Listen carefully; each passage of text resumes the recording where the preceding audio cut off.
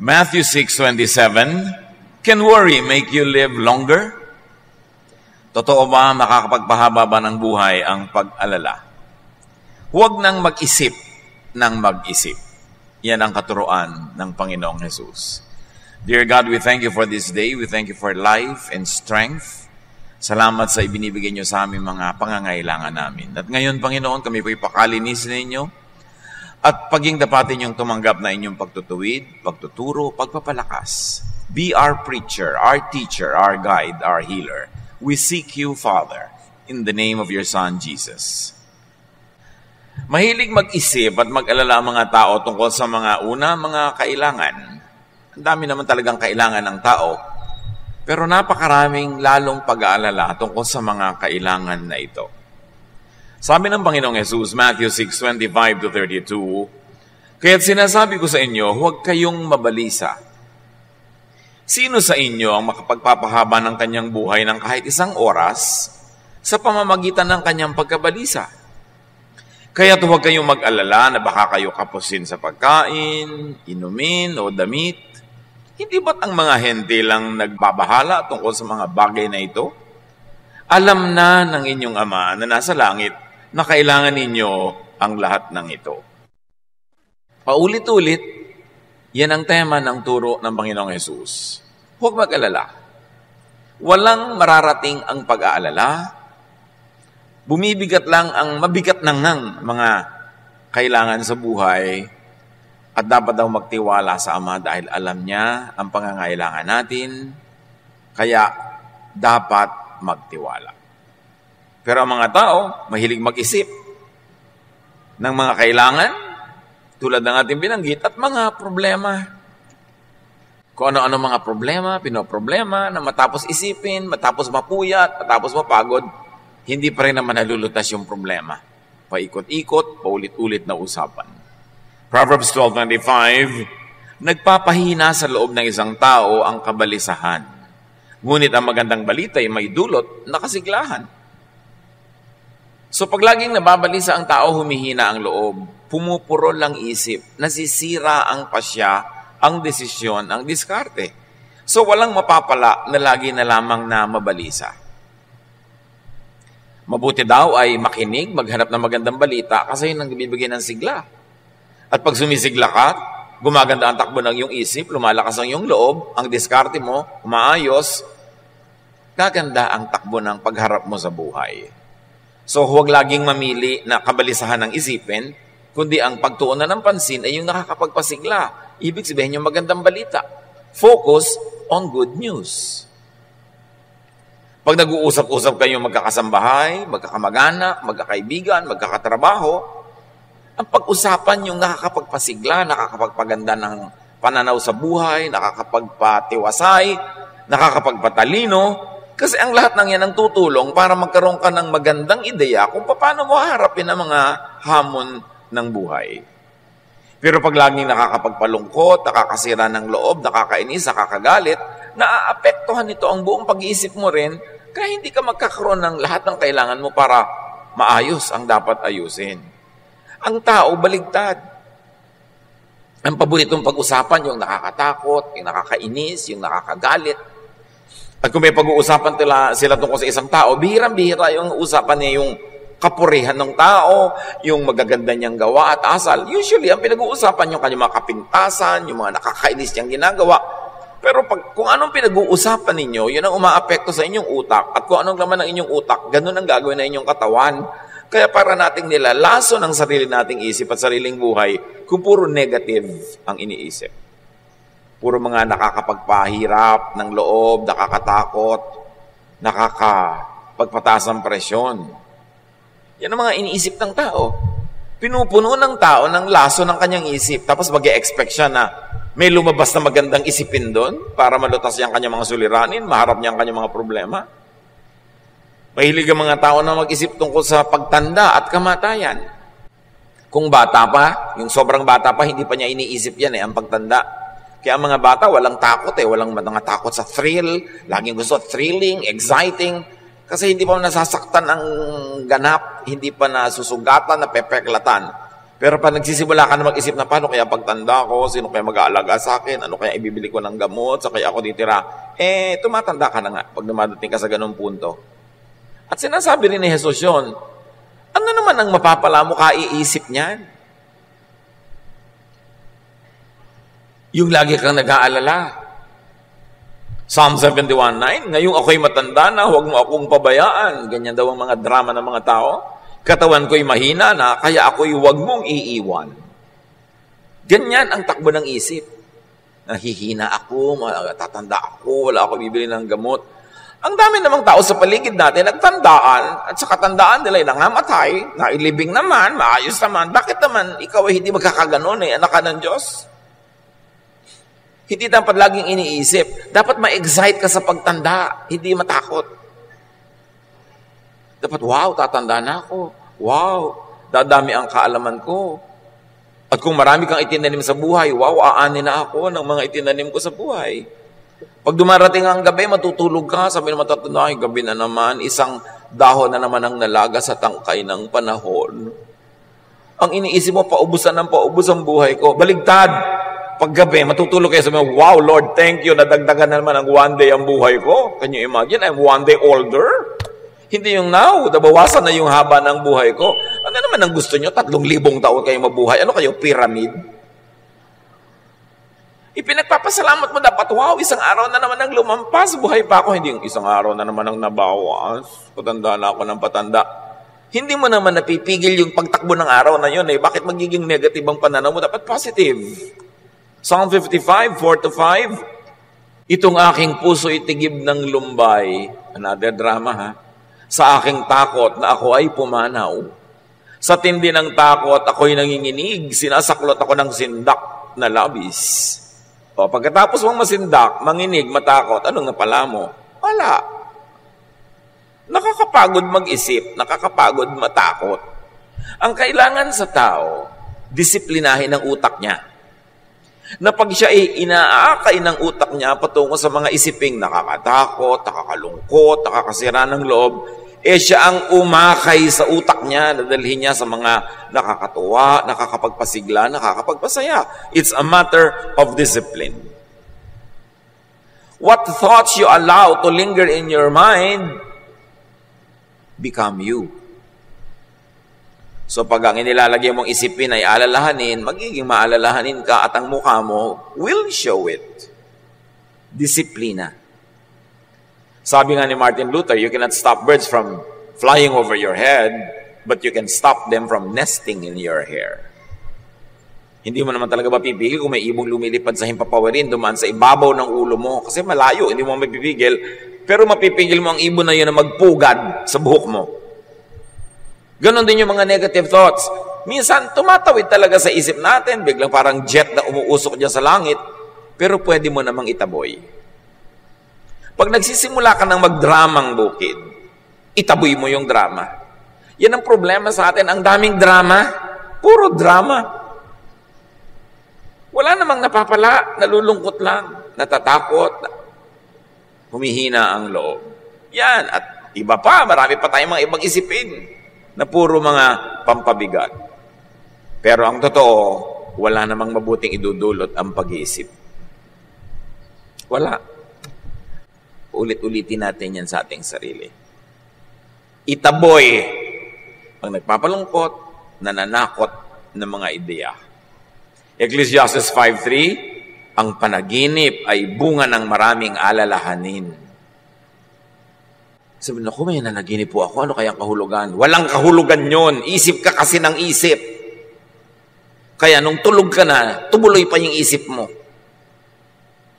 Kaya yung mga matutulog na lang, manonood pa ng horror, tapos nagtataka, bakit po kaya ako laging binabangungot? Nagtaka ka pa.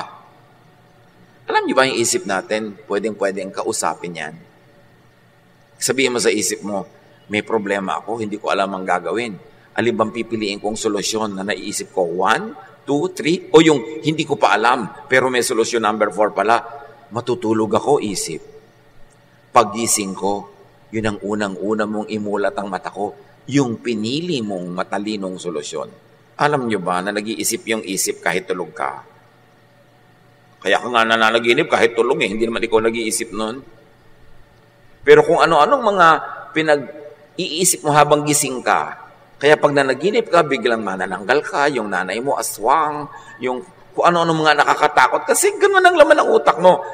Yung lang inilalagay sa loob ng utak mo, yun lang ang mapapanaginipan mo, tanda mo yun.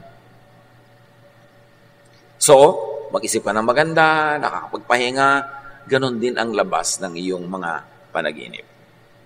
Bible lang nagsabi, ang panaginip ay bunga ng maraming alalahanin. So, alala ka ng alala, isip ka ng isip, kaya ka nananaginip. Hindi ka kinakausap ng demonyo, hindi ka kinakausap ng Diyos. Ano ka? Propeta. Bihira yun na merong kumakausap sa'yo. Sarili mo lang yun, anino mo na naghahabol sa'yo. That's why we must discipline our thoughts. Ang utak natin parang lalagyan. Pwede mong gawing basurahan. Basura, ilagay mo, magiging basurahan yan. Bulaklak ang ilagay mo, magiging florera yung utak mo. What do you put in your mind? You've got to be very aware of that. Ecclesiastes 11:10, iwaksi mo ang alalahanin at mga kabalisahan. Kung iisa-isahin ko lahat na sinasabi ng verses na huwag ka mag-isip, huwag ka mag-alala, ang dami. So focus on something else. Pag sinabing iwaksi mo ang alalahanin, ibig sabihin, tanggalin mo sa utak mo yan at palitan mo ng iba. It's your choice. Napipili natin ang inilalagay sa ating isip. Importante na maging mapili. At turo ni Jesus, huwag mag-isip ng mag-isip. Ang ibig sabihin lang naman ay, huwag mag-alala. Isaiah 26:3, binigyan mo ng lubos na kapayapaan ang mga may matatag na paninindigan at sa iyo'y nagtitiwala. So may paninindigan ka. Maninindigan ka, hindi ako magwo-worry. Hindi ako mag-aalala. Hindi yan ang bibigyan ko ng pansin. Kailangan manindigan ka doon kasi laging aagawin ng mundo ang isip mo para ituon sa mga nakakatakot at nagpapahirap ng loob. At kailangan sa Diyos magtiwala. Magtiwala. Importante yun. Kahit kuminsan parang against common sense na, pero may Diyos kasi. Kaya meron kang pwedeng pagtiwalaan. Meron daw isang bata, nasusunog yung bahay nila, 2 stories lang naman. Kailangan niyang tumalon mula doon sa bintana dahil nasusunog na yung bahay, hindi na siya pwedeng dumaan doon sa hagdan. May 2 lalaking sinabi sa kanya, halika, sasaluhin kita, tumalon ka. Yung isa matipuno, ang laki ng muscle, ang laki-laking tao. Yung isa naman payatin.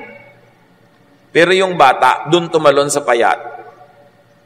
Kasi tatay niya. Mas nagtitiwala siya, tatay niya eh. Alam na alam niya na talagang aalagaan siya kasi yung matipuno, hindi naman niya alam, hindi niya tiyak. Ganun ang tatay natin sa langit at hindi siya payatot. Dapat pagtiwalaan. Kasi sabi niya, I will never leave you. I will never forsake you. Pangako niya sa isang Bible character na universally can be applied to all people of God. God will never leave us or forsake us. Kung bata ka, natatandaan mo ba nung bata ka, inalagaan mo ba ang sarili mo? Bakit ka nabuhay? Hindi ka mo naman inalagaan ang sarili mo. Ganon din pagtanda. Diyos ang mag-a-assign kung sino mag-aalaga sa iyo. Napaka-importante na isipin natin yung ganong mga bagay. Luke 12:25-26, sabi ng Panginoong Jesus, sino sa inyo ang makapagdadagdag sa kanyang buhay ng kahit isang oras dahil sa pagkabalisa? Kung hindi ninyo magawa ang ganoong kaliit na bagay, bakit kayo nababalisa tungkol sa ibang mga bagay? Kung hindi nyo kayang dagdagan ng isang oras ang buhay nyo by worrying, ba't yung iba, inaalala nyo pa, hindi nyo rin yan magagawa. Sayang ang effort. Sayang ang pag-iisip. Ang tanong ngayon, paano iiwasan? Paano ba bawasan ang pag-alala? Well, unang-una, ang ibig sabihin ng ipasa Diyos yan ay magplano. Nag-aalala ka, paano kaya ako pagtanda ko? Di magplano ka habang di ka pa matanda. At ito'y para doon sa mga hindi pa matanda. Kasi kung matanda ka na, parang ragulin na ng konti. No? Pero pwede ka pa rin magplano para next week, para next year, next month. Kahit may edad ka na. Magplano. In other words, preempt, unahan ang problem o need. Iniisip mo, Pagtanda ko, magkakasakit ako. Siyempre, pag nagkasakit ako, magpapatingin ako sa doktor. Baka magpapa-hospital ako. Magpapagamot. Anong gagawin ko? Eh di, magbubili ka ng insurance na matino. Yung hindi 1, 2, 3 ha, hindi fly by night. Plano. O ayaw mo ng insurance, hindi ka naniniwala. Gumawa ka ng isang alkansyana kasing laki ng jeepney, hulugan mo ng barya, at ipanalangin mo huwag ma-demonetize yung barya mo. Baka naman yung pera mo may nakalagay pang victory. Panahon pa ng hapon yun. Di ba? O bagong lipunan. Dapat yung pera mo current. Unahan mo yung problema. Wala namang taong tumatanda na hindi nagkakasakit eh. Magkakasakit at magkakasakit ang tao. Alam na nating lahat yun. Nakita na natin, nagkasakit ang mga lolo natin, nagkasakit ang mga magulang natin. Tapos kayo, wala man lang health insurance. Anong inaantay nyo sa buhay nyo pag nagkasakit kayo? Magic. Kailangan meron. Alam naman ng tao na mamamatay lahat. Lahat na mamatay, si Jesus nga namatay. So, pag ba namatay kayo, meron na kayong libingan. Wala.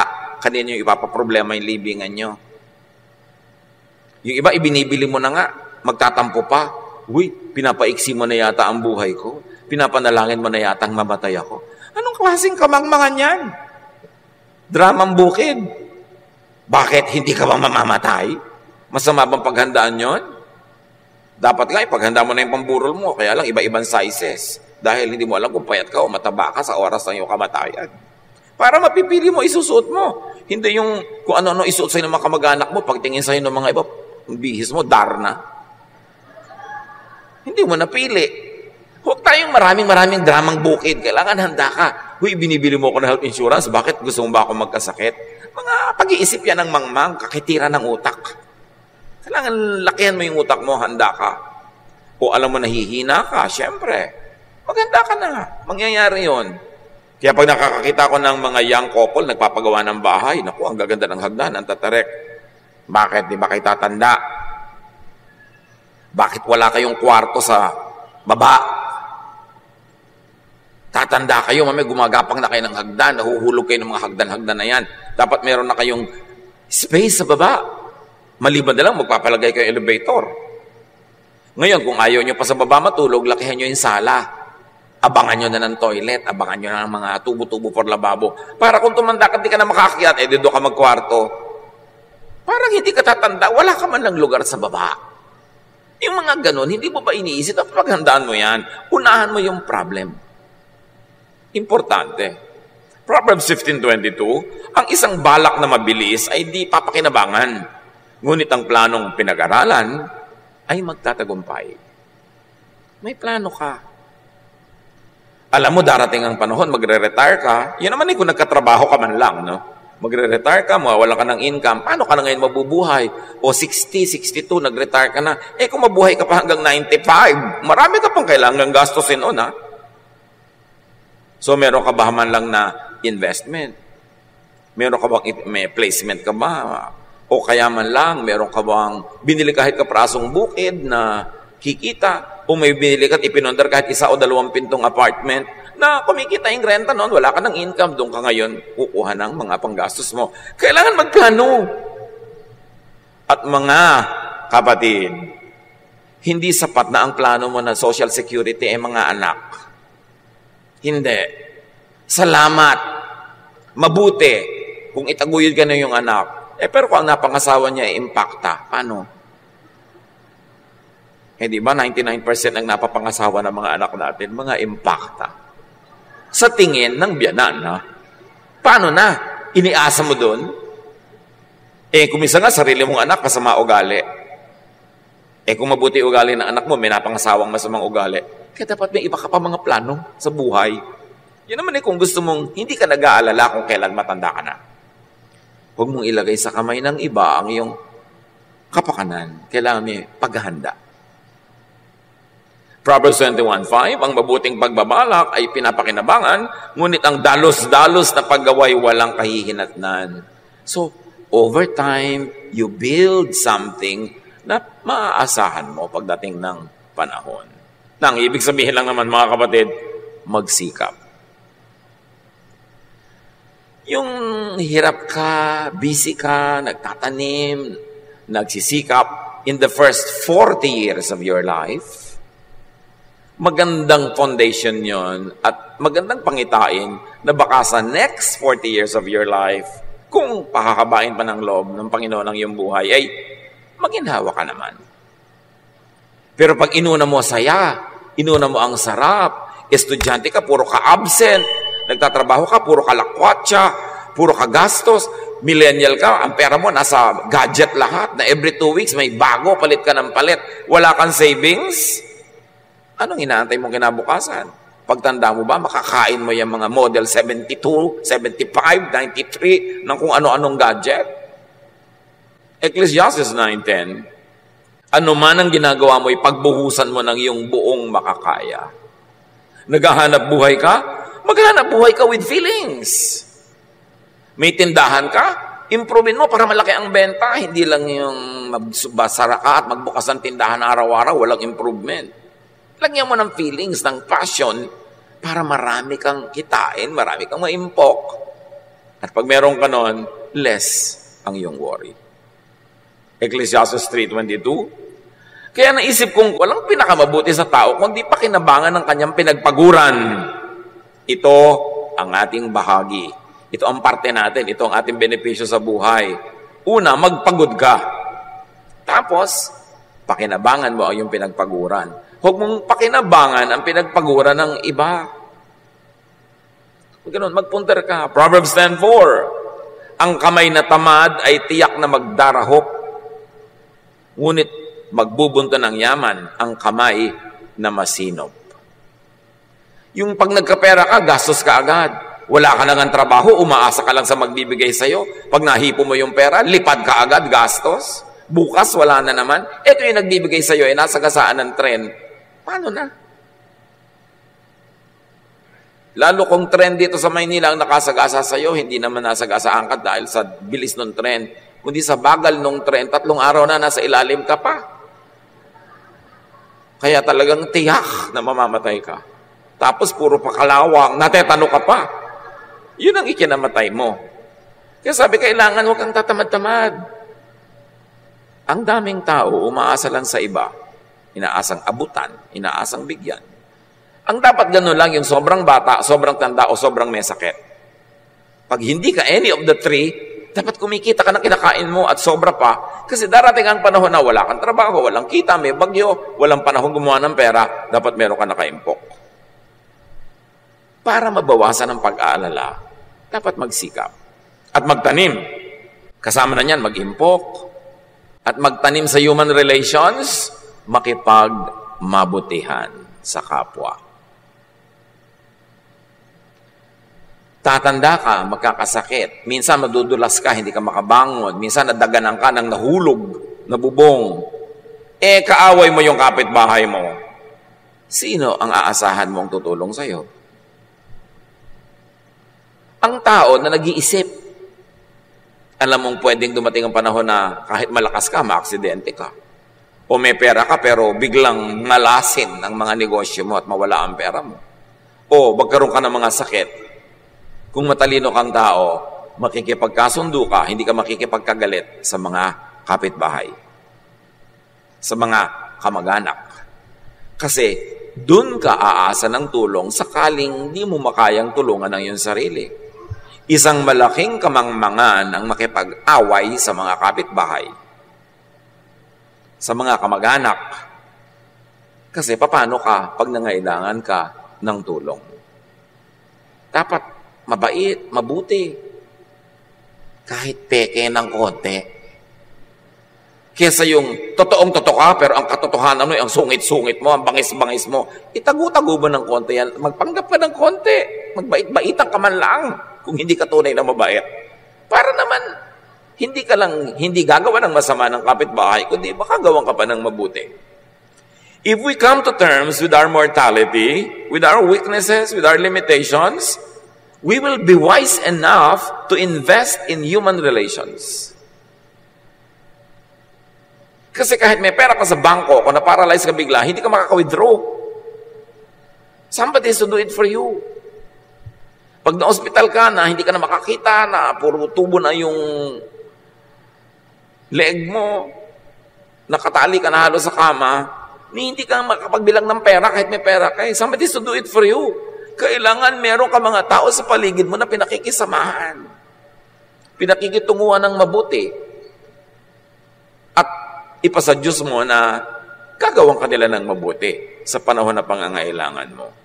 Ecclesiastes 11:4, ang naghihintay sa pagtigil ng hangin ay di kailanman makapag-ahasik ng kanyang binhi. At ang nag-aalala sa patak ng ulan ay di makapag-aani. Sa agriculture, ang ibig sabihin lang, kung lagi kang natatakot na baka bumaha, bumagyo, humangin, umulan, hindi ka na nga magtatanim nun. At sa human relations, ganun din yon. Kung lagi kang natatakot na, baka gawan ko to ng mabuti, hindi naman ako suklian. Baka pautangin ko to, hindi magbayad. Baka bigyan ko to, hindi naman ako bigyan pag ako nangangailangan. Baka mahalin ko to, tapos hindi naman ako mahalin. Pag lagi ka nalang inisip mo, wala ka talagang gagawing mabuti. Kailangan marunong ka ring mag-isip, bawasan ang mga risk, at makipagsapalaran with calculated risks. Yun talaga yung buhay. Pero pag hindi ka nagtanim, definitely hindi ka aani.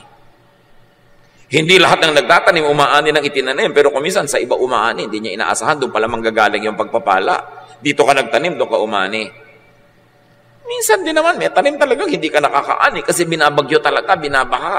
Pero pag nagpadala ka sa ganong takot, kahit kailan, hindi ka na magtatanim, definitely, wala ka nang aanihin. Marunong ka dapat ng ganon. Proverbs 6:6-8, ito'y para sa mga tamad, yung mga masisipag, hindi na kailangan makinig nito. Pwede muna kayo mag-text ng konti. Pero dahil maraming tamad, makinig kayo. Proverbs 6:6-8, tingnan mo ang mga langgam, ikaw na taong ubod ng tamad. Pamumuhay nila yung masdan mo at nang ikaw ay mamulat. Kahit sila'y walang pinunong sa kanila'y naguutos, walang tagapamahala o tagamasid na sinusunod, ngunit nag-iimbak ng pagkain sa tag-araw. Kailangan nila'y iniipon kung panahon ng anihan.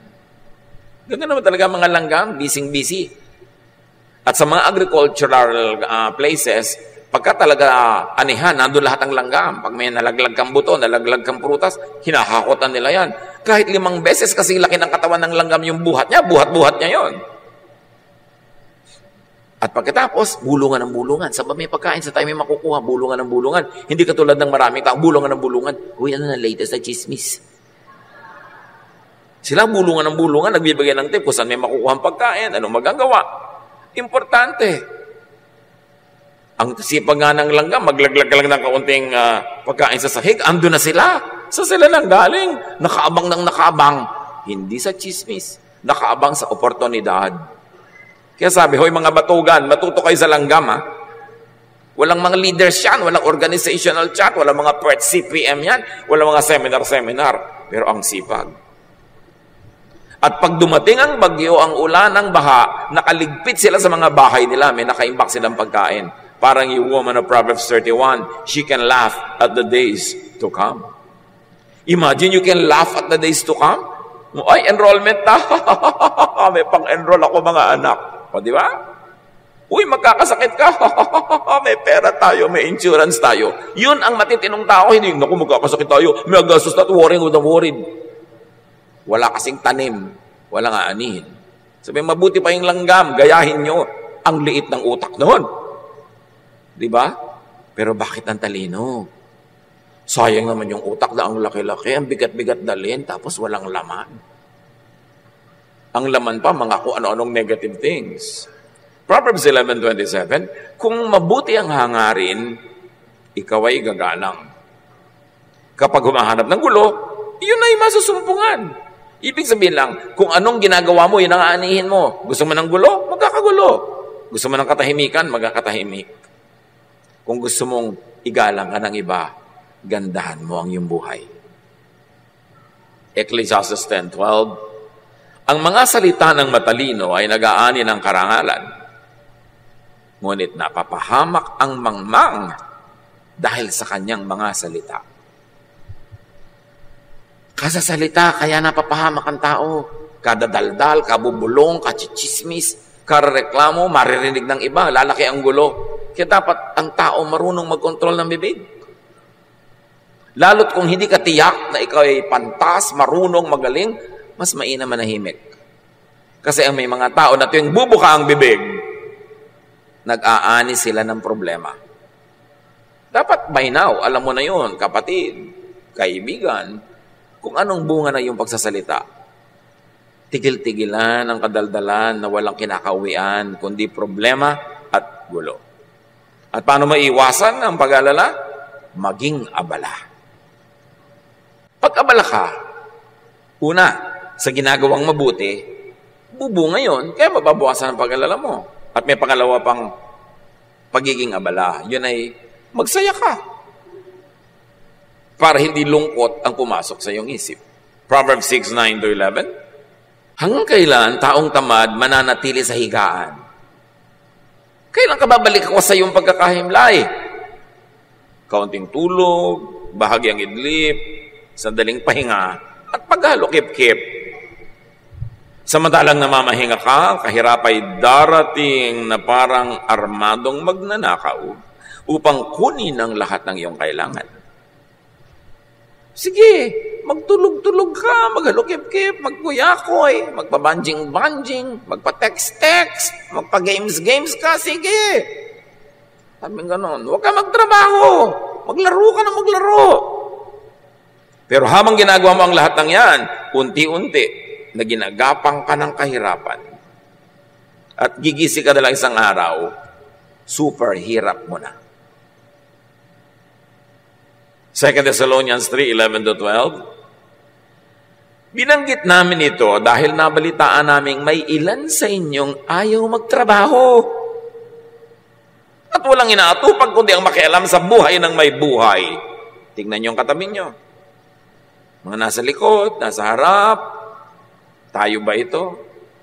Sa pangalan ng Panginoong Jesucristo, talagang ginamit na ang pangalan ng Panginoon ha?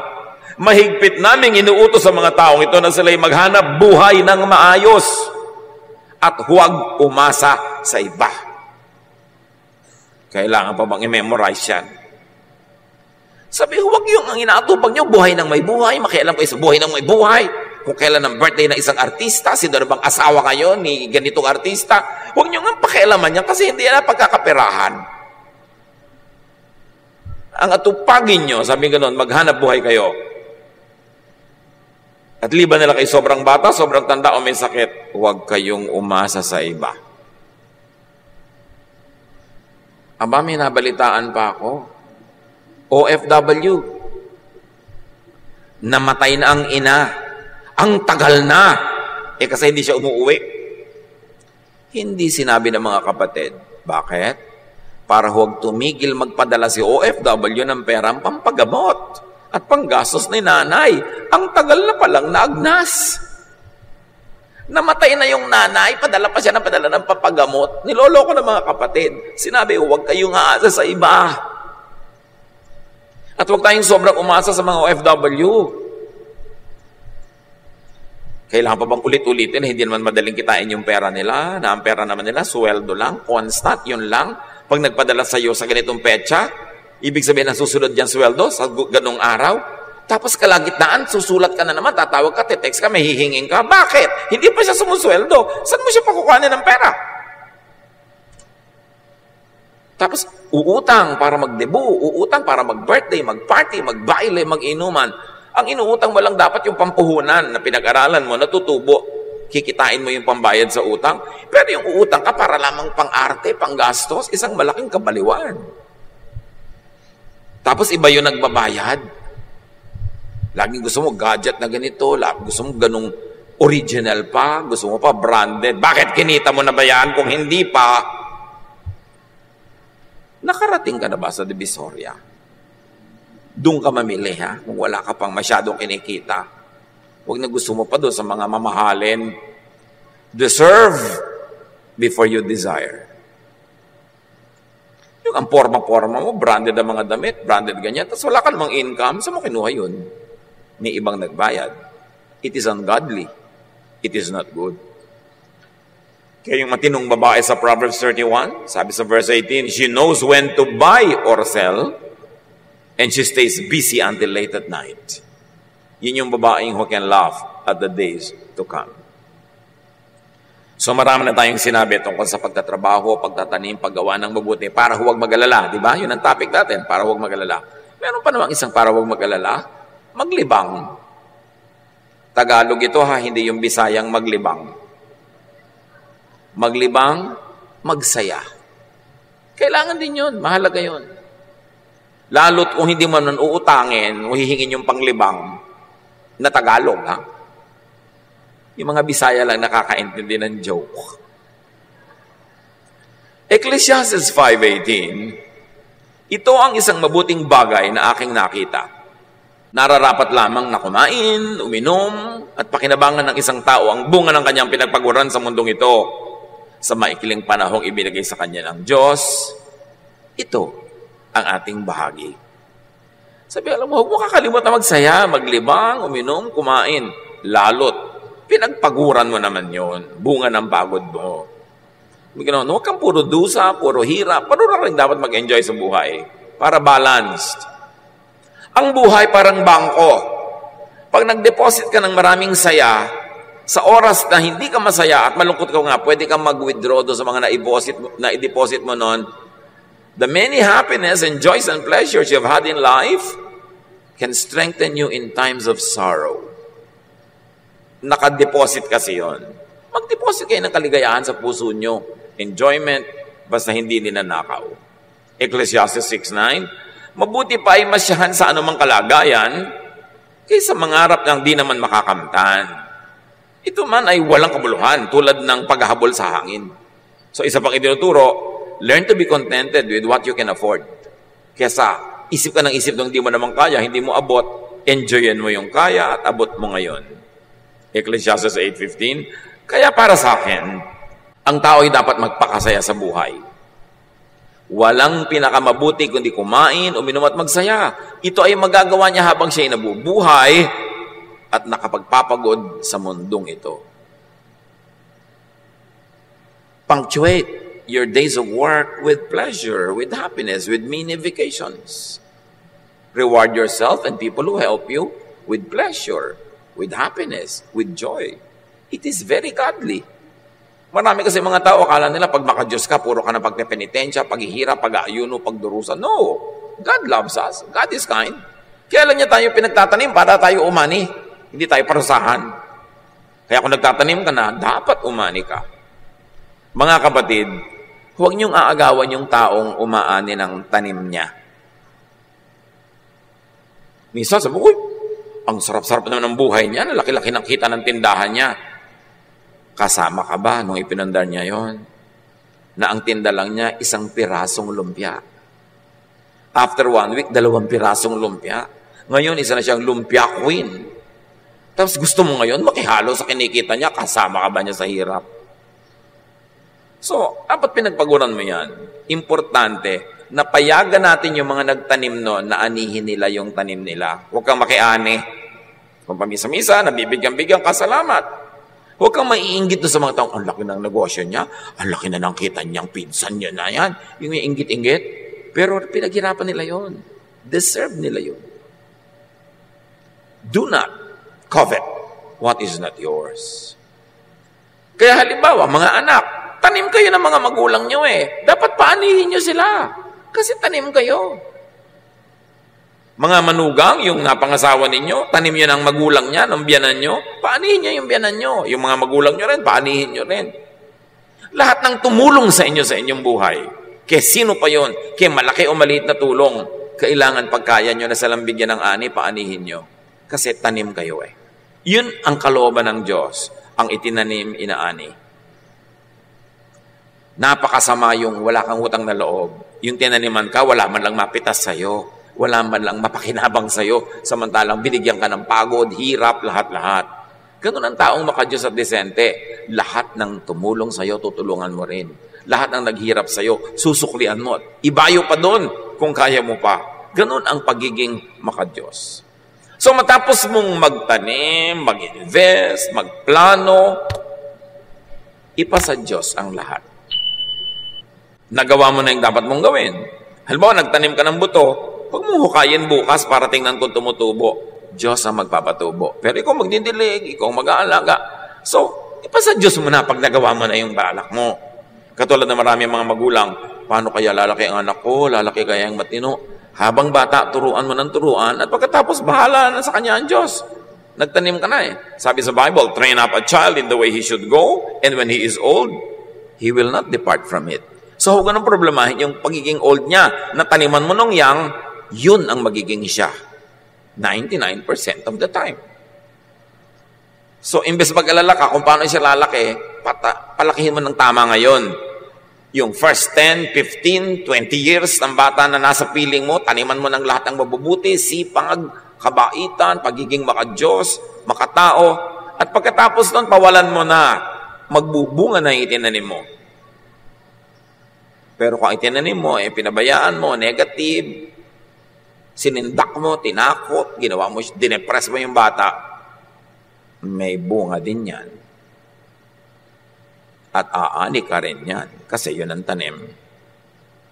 Ang itinanim, inaani. Psalm 23, 1-3, You, Lord, are my shepherd. I will never be in need.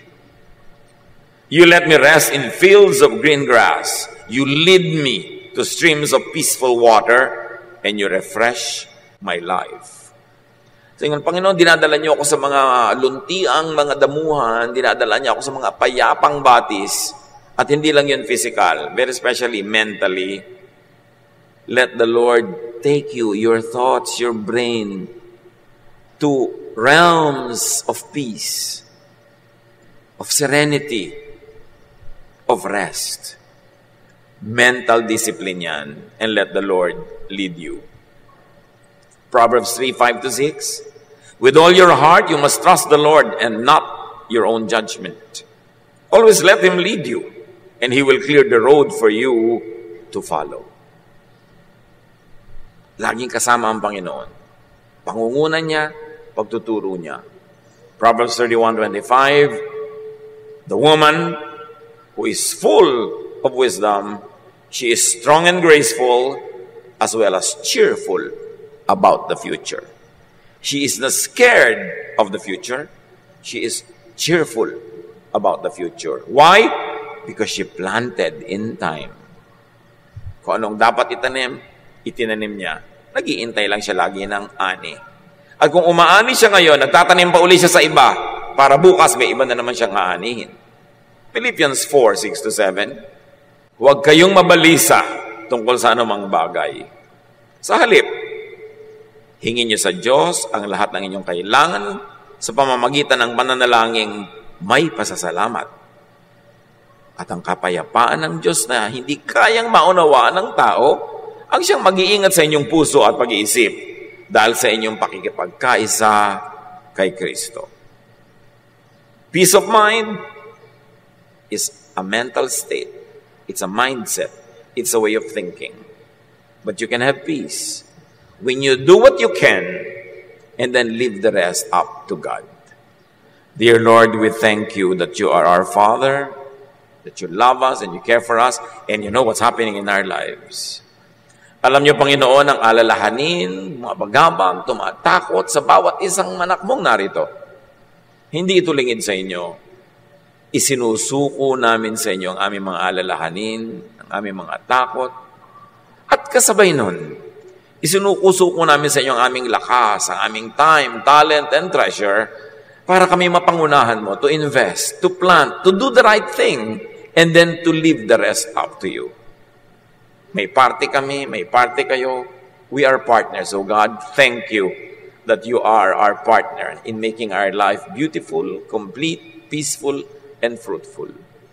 Pagbulay-bulayan natin mga kapatid ang makahulugan ng lahat ng ito sa ating pang-araw-araw na buhay.